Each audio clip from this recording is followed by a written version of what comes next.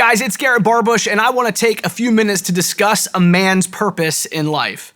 As men, we have a lot of responsibilities. We're husbands, boyfriends, fathers, sons, brothers, business owners, employees, leaders, volunteers. You see, most of us know what we do each day. We wake up, we go to work, we come home, we care for our families, we try to be there for the ones we love, we go to church once a week, we volunteer, we try to make good financial decisions. And for most of us, this cycle repeats week after week, month after month, and eventually year after year. A majority of us understand what we do and how we do it. The problem is that we don't always understand our why. Without a clear destination, the voyage before us, it grows foggy. And we begin to drift in circles, eventually getting exhausted by the rhythms of an ineffective life. Have you found yourself in this cycle, searching for the very reason of your existence? Have you desired a more meaningful life? Some of us have spent our entire lives searching for our answers to the why. We've spent time, money, energy to better understand. And unfortunately, we give up too quickly, looking in all the wrong places and striking out on this voyage that God has for us. And personally, I believe many Christians have made the process of finding purpose more difficult than it needs to be. Countless sermons, podcasts, and books have focused on this subject. And while these resources certainly contain wisdom, we don't need to find purpose. Our purpose is clearly revealed to us in Matthew 22, 34 through 38, and Matthew 28, 16 through 20. Matthew 22, 34 through 38 is the greatest commandment. It says this: hearing that Jesus had silenced the Sadducees, the Pharisees got together. One of them, an expert in the law, tested him in this question: "Teacher, which is the greatest commandment in the law?" And Jesus replied, "Love the Lord your God with all of your heart and with all of your soul and with all of your mind. This is the first and greatest commandment." You see, Jesus says that our greatest efforts should be focused on loving God. A relationship with him is the first and greatest commandment. It's the bullseye, the center, it's the why.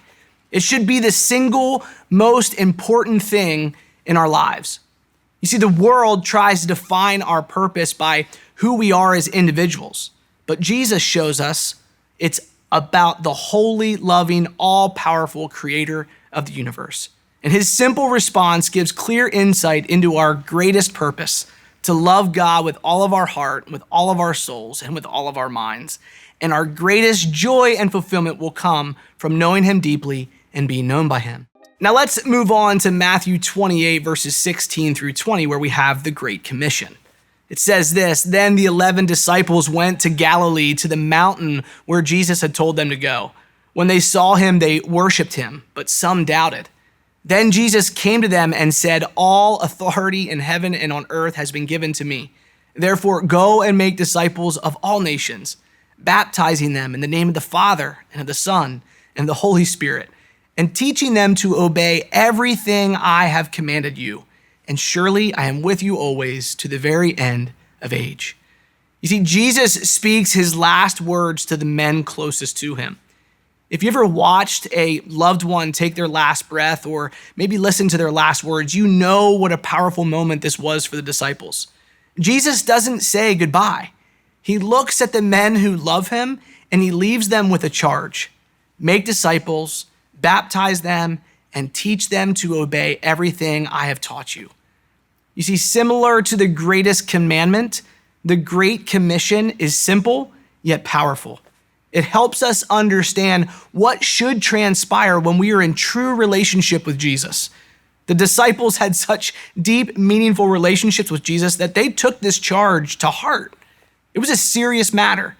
Loving him and telling others about him defined their purpose.